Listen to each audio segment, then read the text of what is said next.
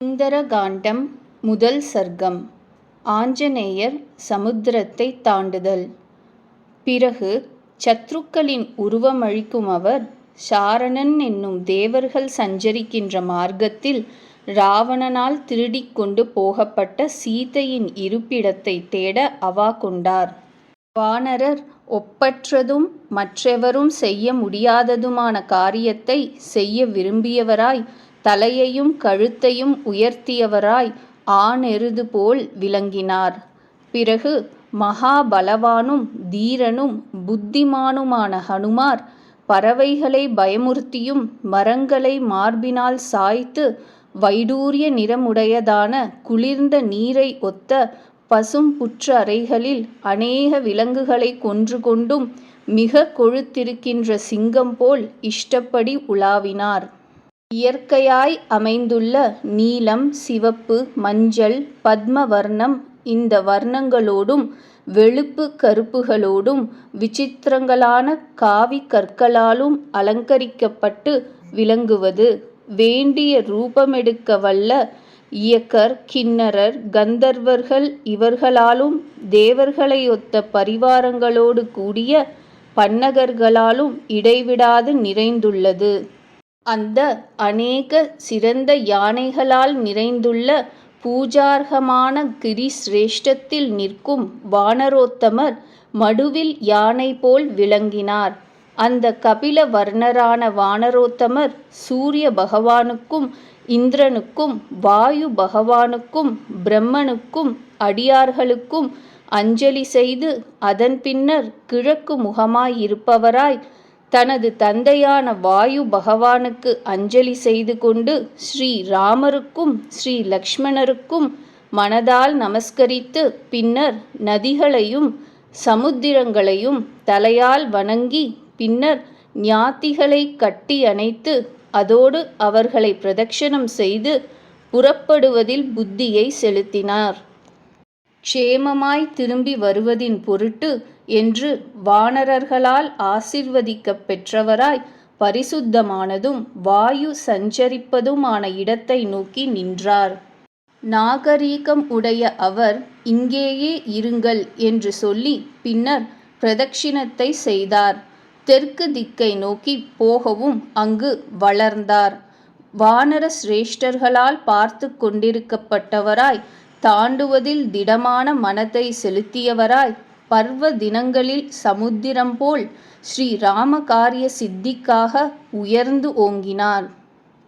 பலவானான அவர் முன்னங்கால்கள் இரண்டையும் முன் நீட்டி வைத்து லங்கையை நோக்கியவராய் நின்று கொண்டு சமுத்திரத்தை தாண்ட விரும்பியவராய் அளவிலடங்காத சரீரத்தை உடையவராய் பின்னங்கால்கள் இரண்டாலும் முன்னங்கால்கள் இரண்டாலும் மலையை ஊன்றி அமுக்கினார்.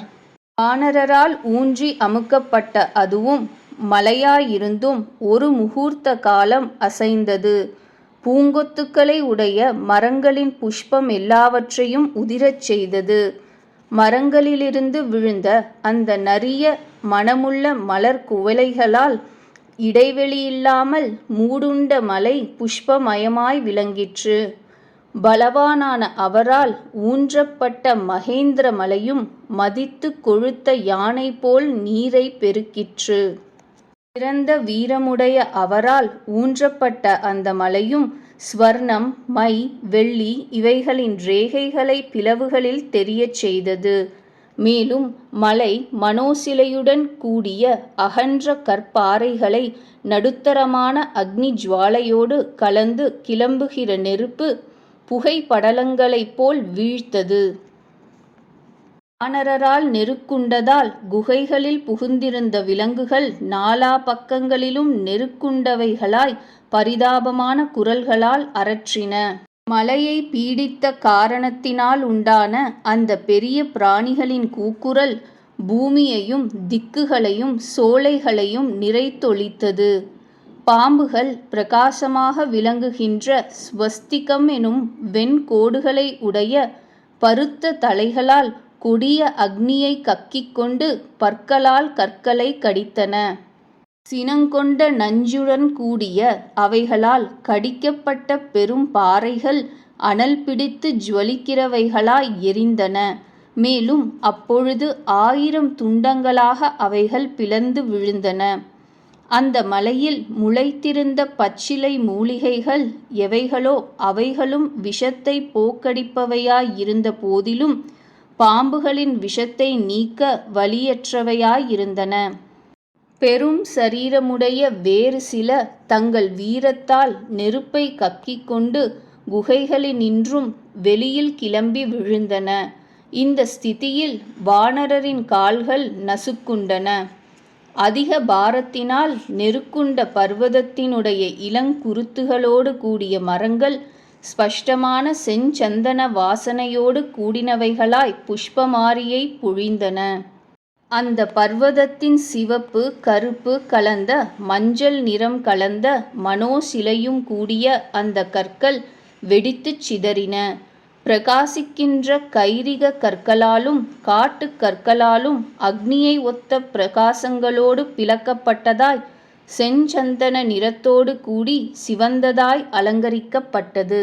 இந்த பர்வதம் பூதங்களால் பிளக்கப்படுகிறது என்று எண்ணி ரிஷிகளும் பயந்த வித்யாதரர்களும் குடிக்குமிடம் கொண்டு வந்த பொன்னார் செய்த கல் தொட்டியையும் விலையுயர்ந்த பாத்திரங்களையும் பொன்னார் செய்த குடங்களையும் மேன்மையான லேகியங்களையும் பக்ஷணங்களையும் பலவித இறைச்சிகளையும் எருது தோலினால் ஆன கேடயங்களையும் தங்கப் பிடியுடைய வாள்களையும் போட்டுவிட்டு பெண்களோடு கூட அதிலிருந்து உயரக் கிளம்பினார்கள்.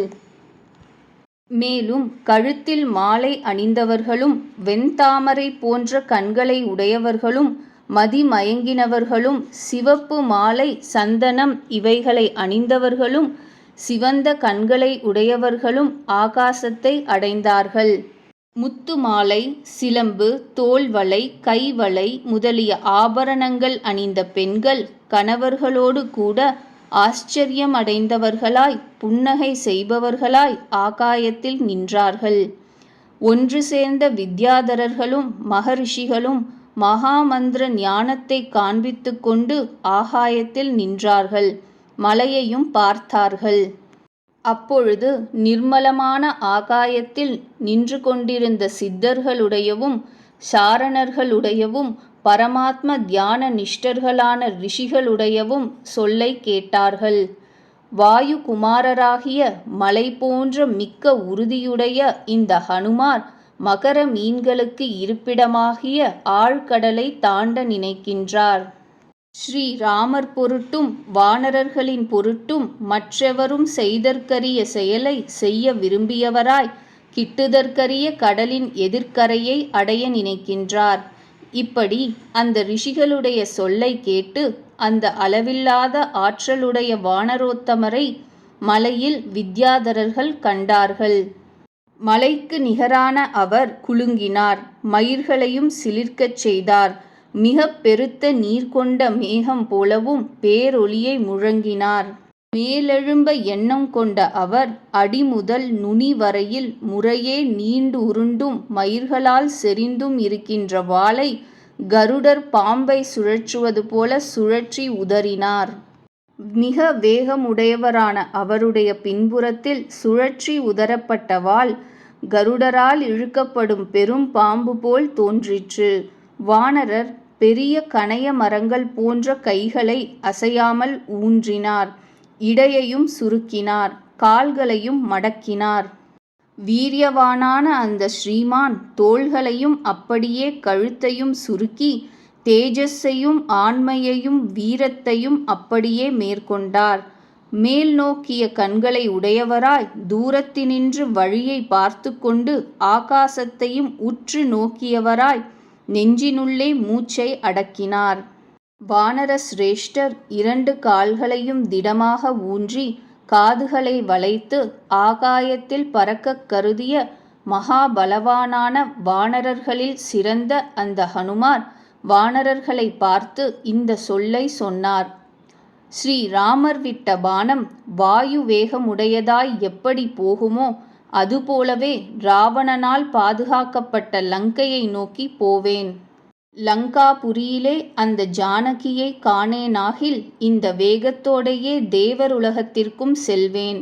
தேவருலகத்திலும் சீதையை காணேனாகில் மனம் வருந்தாதவனாய் அரக்கர்களுக்கு அரசனாகிய ராவணனை பிடித்து கட்டி கொண்டு வருகிறேன்.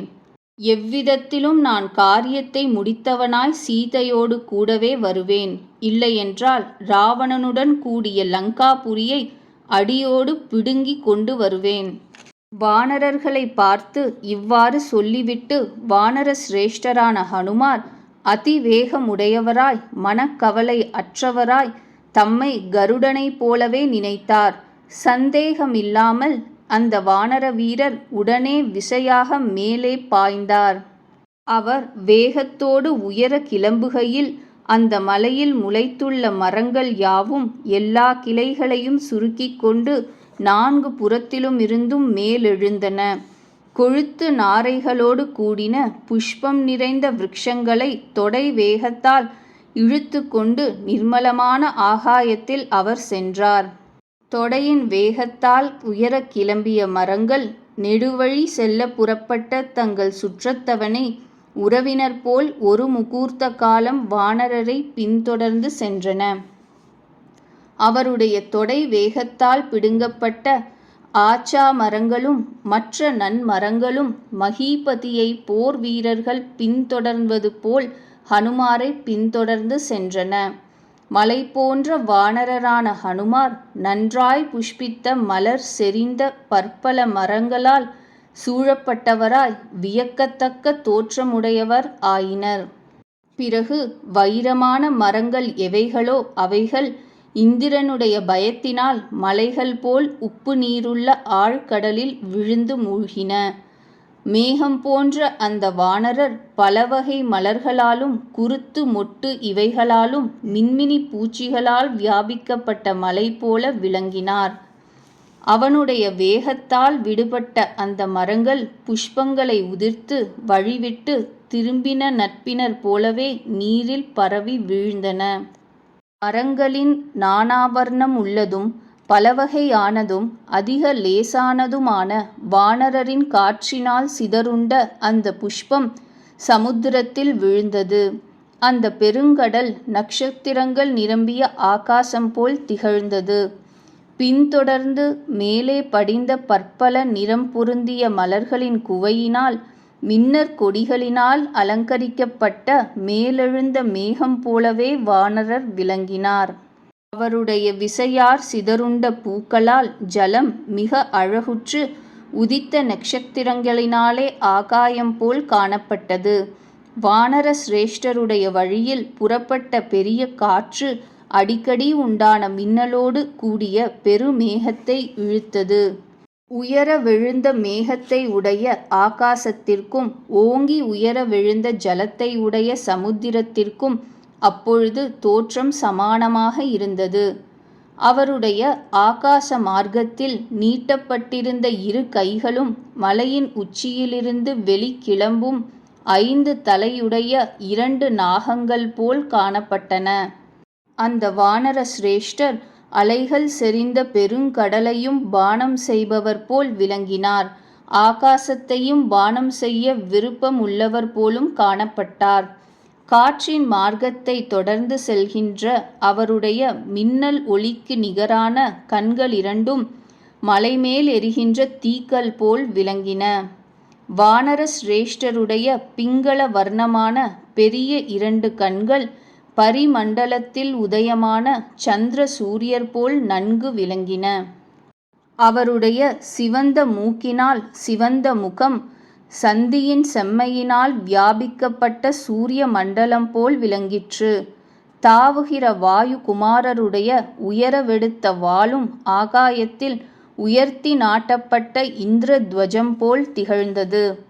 வெளுத்த கோரை பற்களை உடையவரும் மகிமையுடையவரும் மிகச் சிறந்த புத்தியுடையவருமான வாயுகுமாரர் வாளின் வட்டத்தினால் பரிவேடம் சூழ்ந்த சூரியன் போல் விளங்கினார். அந்த பெரிய வானரர் மிகச்சிறந்த வாளின் அடியினால் பெரிய பிளக்கப்பட்ட கைரிகம் என்னும் காவிக் கல்லினால் மலை போல் விளங்கினார். சமுத்திரத்தை தாண்டுகின்ற அந்த வானரத் தலைவருடைய கக்ஷங்களினிடையின் இன்றும் தோன்றின காற்று கருமுகில் போல் முழங்கிற்று. ஆகாயத்தில் வடதிசையிலிருந்து தோன்றி விழுகிறதும் வாளோடு கூடியதுமான கொள்ளி எப்படியோ அப்படியே அந்த வானர வீரர் காணப்பட்டார். உதிக்கும் சூரியனுக்கு நிகரான நெடிய வானரர் கட்டிக்கொண்டிருக்கின்ற அரை கச்சையால் மதங்கொண்ட யானை போல் விளங்கினார். மேலே சரீரத்தாலும் சமுத்திரத்தில் அழுந்தியிருக்கின்ற நிழலினாலும் காற்றினால் மோதப்பட்ட மரக்கலம் போல் வானரர் அப்பொழுது தோன்றினார். சமுத்திரத்தின் எந்த எந்த இடத்தை அந்த பெரிய வானரர் அடைந்தனரோ அதுவும் அவருடைய சரீர விசையால் முற்றிலும் கலங்கியதாய் காணப்பட்டது. அந்த அதிவேகமுடைய வானர சிரேஷ்டர் மலைக்கு நிகரான மார்பினாலேயே சமுத்திரத்தின் அலைகளை மோதி தள்ளிக்கொண்டு தாவிச் சென்றார்.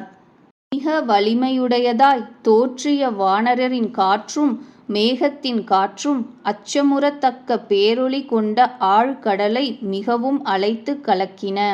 உப்பு நீர் கடலில் பருத்துயர்ந்த அலைகளின் ஜாலங்களை இழுத்து கொண்டு செல்கின்ற வானர சிரேஷ்டர் ஆகாசத்தையும் பூமியையும் பிரிப்பவர் போல் தாவினார். மிக வேகமுடைய அவர் மகார்ணவத்தில் மேலெழுந்த மேரு மந்தர மலைகளுக்கு நிகராக உயர்ந்த அலைகளை கணக்கிட்டெண்ணுகிறவர் போல் தாண்டினார். அவருடைய வேகத்தால் உயர கிளப்பப்பட்ட மேகத்துடன் கூடிய சமுத்திர ஜலம் அப்பொழுது ஆகாயத்திலே உள்ள அகன்ற கார்கால மேகம் போல் விளங்கிற்று. அப்பொழுது வெளிப்பட்டு தோன்றிய பெரிய மீன் முதலை சிறு மீன்களும் ஆமைகளும் ஆடையை அவிழ்ப்பதினால் ஜனங்களுடைய அவயங்கள் போல் காணப்பட்டன. இப்பொழுது கடலிடையில் வாழ்கின்ற பாம்புகள் ஆகாயத்தில் தாவுகின்ற அந்த வானர வீரரைக் கண்டு கருடர் என எண்ணி பயப்பட்டன. வானர சிரேஷ்டரின் நிழல் 10 யோஜனை அகலம் உள்ளதாயும் 30 யோஜனை நீளம் உள்ளதாயும் நீரில் மிகவும் அழகுற்றதாகவும் தோன்றிற்று. உவர்கடலின் விஸ்தாரமான வாயு புத்திரரை பின்தொடர்ந்து செல்கின்ற அவருடைய நிழல் வெண்மை நிறமுள்ள மேகங்களின் அடர்ந்த வரிசை போல் விளங்கிற்று. சிறந்த தேஜஸை உடையவரும் மிகப்பெரிய திருமேனி உடையவரும் வானரர்களுள் சிறந்தவருமாகிய அவர் பிடிப்பில்லாத வாயு மார்க்கத்திலே சிறகுகளுடன் கூடின மலை போல் விளங்கினார்.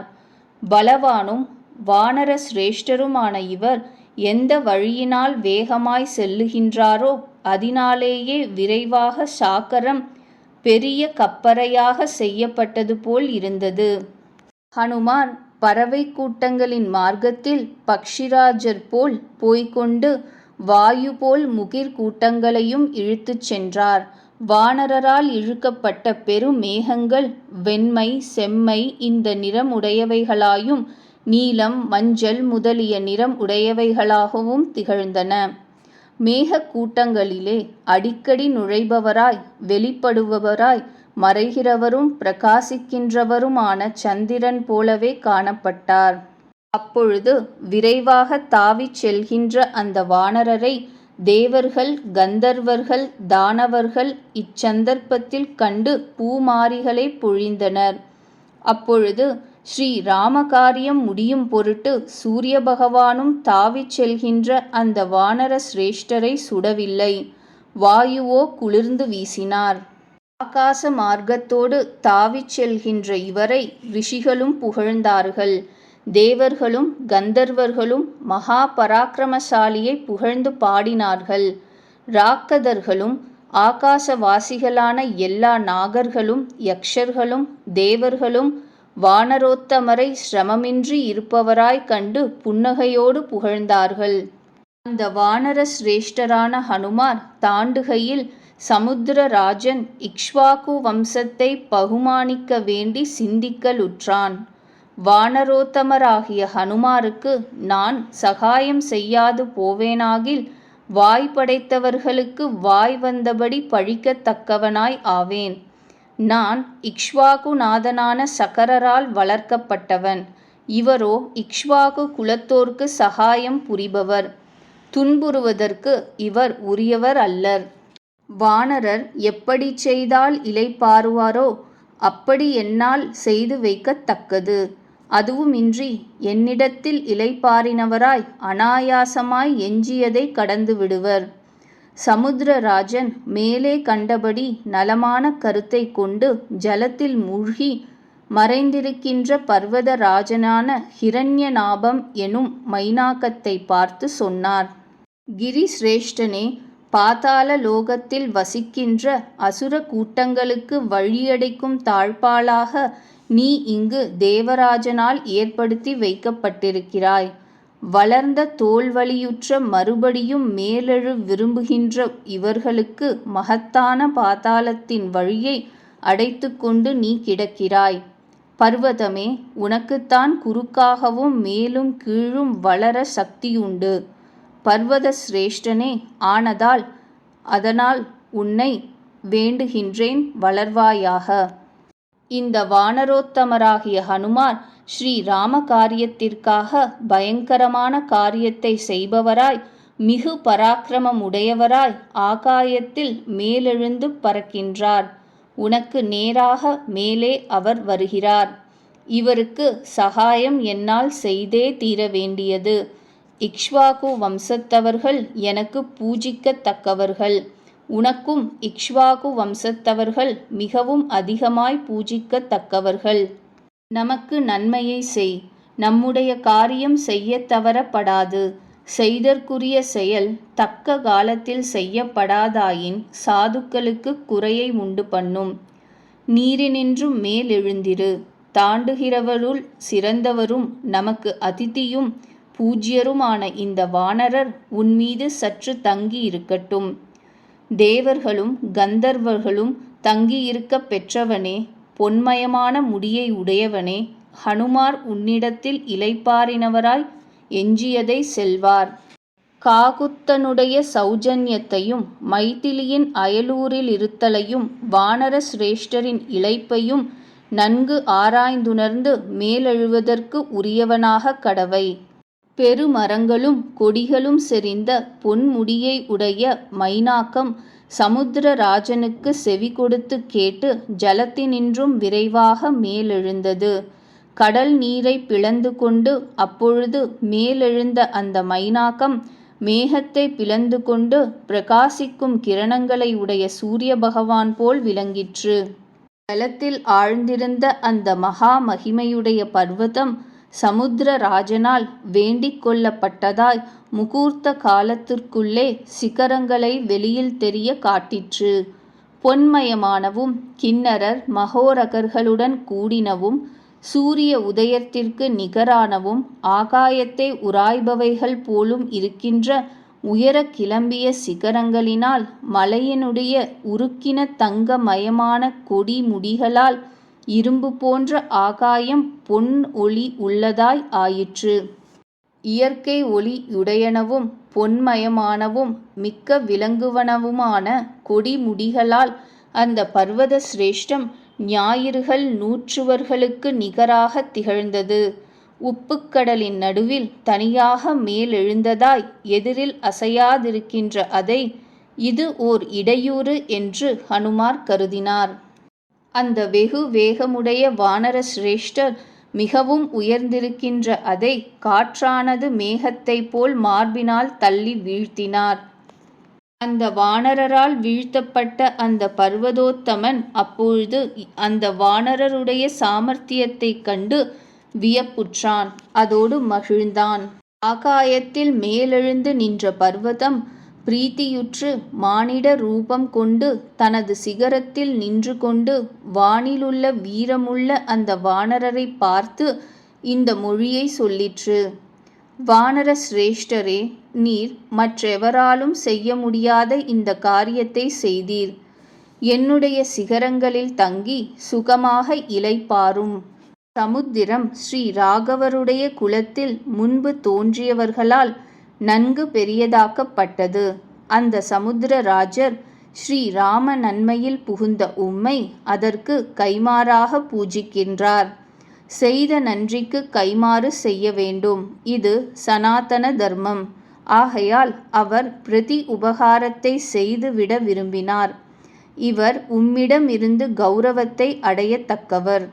வானரர் யோஜனைகளின் 100ஐயும் ஒருமிக்கத் தாண்டுகிறார்.